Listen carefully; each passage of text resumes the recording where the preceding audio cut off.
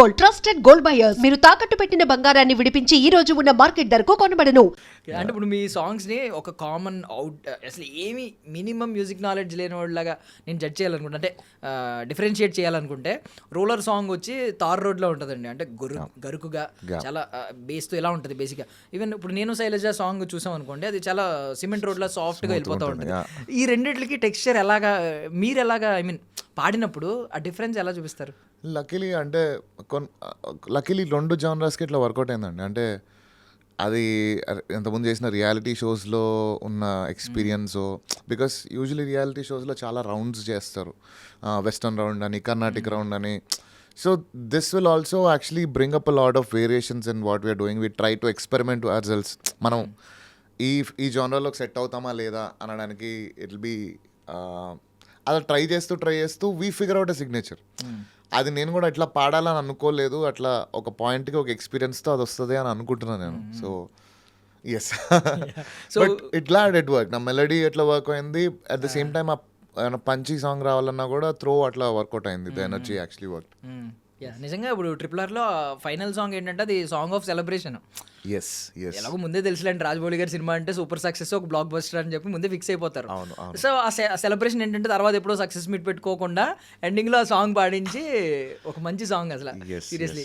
అంటే మీకు ఐడియా ఉందా మేకింగ్ ఇలా ఉంటుంది, తర్వాత పాడినప్పుడు ఏమన్నా చెప్పారా ఈ సాంగ్ దీనికి ఆడియో వర్క్ చేసినప్పుడు we were completely towards the audio. లక్కీగా I worked almost 80 days work చేశానండి RRRకి. Right from composings to background scores and song పాడడం కానీ ఇవన్నీ. I think it was a very terrific experience. Because మీరు ఇప్పుడు ఆ సాంగ్ లిస్ట్ కానీ లేకపోతే మొత్తం ఆ సౌండ్ ట్రాక్ ఉంటుంది కదా, మొత్తం ఆ సౌండ్ ట్రాక్ వినగలిగితే I think for film makers also, lot of film makers also, that is like a bible. అంటే ఒక పాటలో కూడా కథ చెప్పచ్చు అనేది. ఇప్పుడు మీరు భీమ్ ఇంట్రో తీసుకున్నా ఆర్ రామ్ చరణ్ గారి ఇంట్రో తీసుకున్నా, there were lot of shouts. మేమే అంటే నేను, దీపన్న, వీళ్ళందరూ చాలామంది యాక్చువల్లీ వర్క్డ్ బిహైండ్. నాకు తెలిసి it is a learning experience. అంటే ఒక సీన్ జరుగుతున్నప్పుడు మాకు చూపిలేదు. When we are singing we are not seeing what it screen మీద ఏం జరుగుతుందని చూపిలేదు. But when we are able to relate it to the screen, when we are sitting in the theatre, ఓ ఈ షౌట్స్ ఇంతకీ ఈ సీన్ ఇంత ఎలివేట్ చేస్తాయా, ఇట్స్ అ నాలెడ్జ్ కదా. So I think in that way it's a classic movie RRR.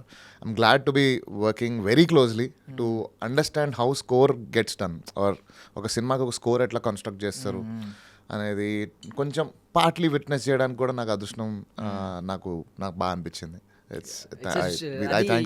Trend అవుతూనే ఉన్నాయి. Like ఏంటంటే ఇప్పుడు ఛత్రపతి శివాజీ గారి బర్త్డే వస్తే ఈ క్లిప్ ట్రెండ్ అవుతూ ఉంటుంది, ఎత్తర జెండా.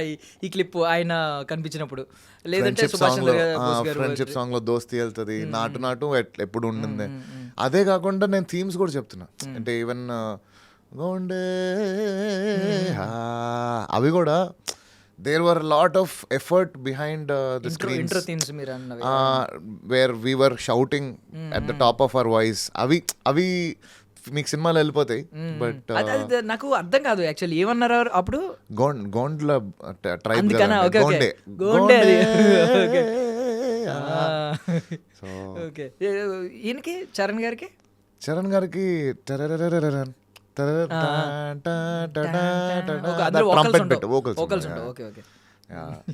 నైస్. సో అప్పుడు ఆస్కార్ మీదకి ఇప్పుడు అంటే కాలభైరవ గారిని ఆయన వెళ్ళినప్పుడు మీకు ఏమన్నా అనిపించిందా, మనం కూడా రేపొద్దున పాడాలి, ఒకసారి పర్ఫామ్ చేయాలి? అయ్యో, ఎందుకు అనిపిస్తుంది, పక్కా అనిపిస్తుంది for sure. It is a very prime place to be, right? So in every artist ki destination అదే ఉండొచ్చు చాలా మందికి. I'm really happy. First of all Rahul Sipligunj and Kaala Bhairava వాళ్ళు మన తెలుగు సింగర్స్ని రిప్రజెంట్ చేసుకుంటూ ఆ గ్రాండ్ స్టేజ్ మీద పర్ఫామ్ చేయడం వాజ్, అరే మన వాళ్ళు అంటే మనకు తెలిసిన వాడు అక్కడ ఉండడం ఇస్ కదా. సో ఇద్దరు నాకు very close and glad I had a great bond with them and చాలా చాలా హ్యాపీ అనిపించింది. బట్ డెఫినెట్లీ ఉంటుంది కదా, like yeah given a chance everybody would want to take a flight and go. So అది పక్కన పెడితే ఐ ఫెల్ట్ ప్రౌడ్ అండ్ మన వాళ్ళు.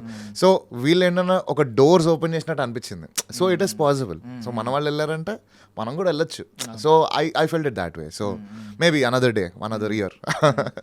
సో మీరు ఐ మీన్ ఇప్పుడు నార్మల్లీ రాడ్ ఫ్యాక్టరీ చూసిన వాళ్ళు కొంతమంది మిమ్మల్ని అభిమానించిన వాళ్ళు ఉండొచ్చు, రియాలిటీ షోస్ నుంచి అభిమానించిన వాళ్ళు ఉండొచ్చు, లేదంటే కాన్సర్ట్స్ నుంచి, లైవ్ కాన్సర్ట్స్ నుంచి చాలామంది అభిమానించిన వాళ్ళు ఉండొచ్చు.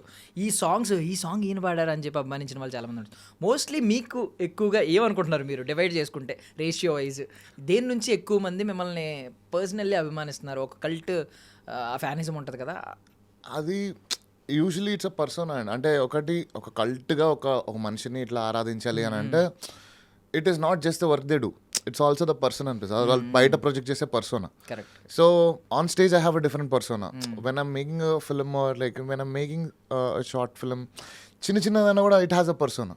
So I think lot of people get attracted to that. And ఒకసారి ఆ లీగ్లోకి నచ్చిన వాళ్ళు బయటికి తొందరగా వెళ్ళరు. ఒక్కొక్కళ్ళ వర్క్ అంటే డిఫరెంట్ థింగ్స్ వల్ల ఫ్యాన్ అనేది. But I have a very small set of fans, and fans అన్నాను, వెల్ విషర్స్ అంటాను. So who believe in what ever I'm doing.